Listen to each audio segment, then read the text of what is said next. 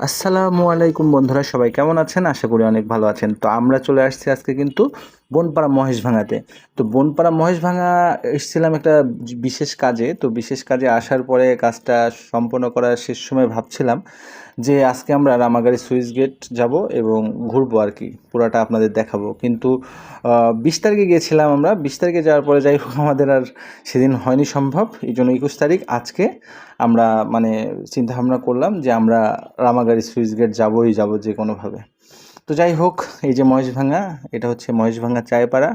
তো ওখানে একটু ভিডিও নিলাম, শ্যুট করলাম।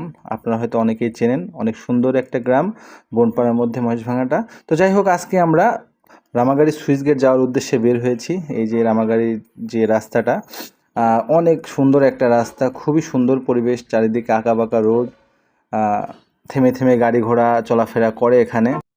আর এই রামাগাড়ির মানে যে রাস্তাটা, সেটা আমার থেকে অনেক বেশি ভালো লাগে। আমি অনেকবার গিয়েছি এই রামাগাড়ি, আপনারাও হয়তো অনেকবার গিয়েছেন। দেখতেই পাচ্ছেন অনেক আঁকাবাঁকা রাস্তা, আসলে একটু রিস্কি রাস্তাটার, জায়গায় জায়গায় অনেক ভাঙা। একটু দেখে শুনে আপনারা চলাফেরা করবেন মোটর সাইকেলে করে গেলে বিশেষ করে। তো যাই হোক, এই যে রামাগাড়ি ব্রিজে আসলাম, রামাগাড়ি ব্রিজ পার হচ্ছে এখন। তো এই রামাগাড়ি ব্রিজটার ভিউটা আসলে অনেক সুন্দর, যদিও বা ব্রিজের চারপাশে মানুষ পাট শুকাইতে দিছে, তো তারপরেও অনেক সুন্দর লাগতেছে ব্রিজটা। তো যাই হোক, ব্রিজ পার হয়ে সোজা সুইচ গেটের উদ্দেশ্যে রওনা দিলাম। এই রাস্তাটা অনেক বেশি ভালো রাস্তা, মানে অনেক সুন্দর, কোথাও কোনো ভাঙাচোরা নাই। তো যাই হোক, অবশেষে রামাগাড়ি সুইচ গেট চলে আসলাম। এই সেই তো আমার চক্ষু চরক গেছে, দেখতেই পাচ্ছেন পানি কি পরিমাণ স্রোত এই জায়গায়। আমি অবাক হয়ে গেছি দেখে। আসলে অনেক দিন পরে আসছি তো, আর অনেক মানুষ মাছ ধরতে লাগছিল। যদিও বা আমি যা দেখলাম যে মাছ তেমন পাচ্ছিল না এই জায়গাতে। তো সবচেয়ে বেশি ভালো লাগছে সুইচ গেটের যে পানির স্রোতটা আর পানির একটা শব্দ, মানে বিকট একটা শব্দ হচ্ছিল, সেই শব্দটা আমার কাছে অনেক বেশি ভালো লাগছে।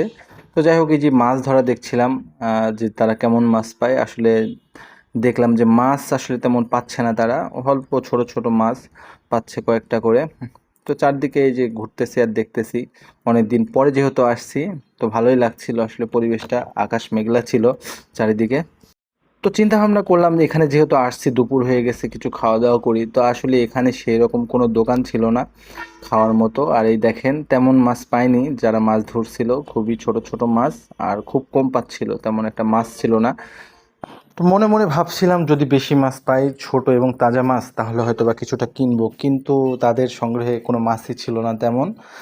খুবই অল্প পরিমাণ মাছ ছিল, এই জন্য আর ডিসিশন পরিবর্তন করে ফেললাম যে না, মাছ কিনবো না। তো পরবর্তীতে ভাবলাম যে দেখলাম সব কিছু, এখন চলে যাব।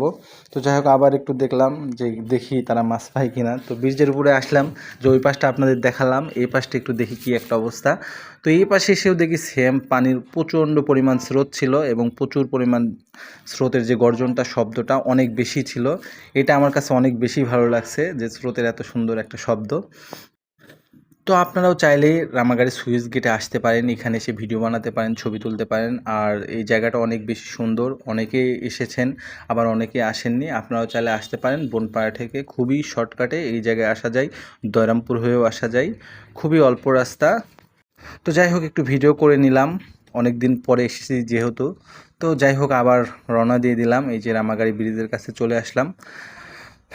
তো ভিডিওটা আর বাড়াবো না। আপনাদের ভিডিওটা কেমন লাগছে অবশ্যই আপনারা কমেন্ট করে জানাবেন। আপনাদের ভালোবাসা, আপনাদের অনুপ্রেরণা পেলে আরও ভালো ভালো ভিডিও বানানোর চেষ্টা করব। অবশ্যই ভিডিওটি ভালো লাগলে শেয়ার, লাইক করে পাশে থাকবেন।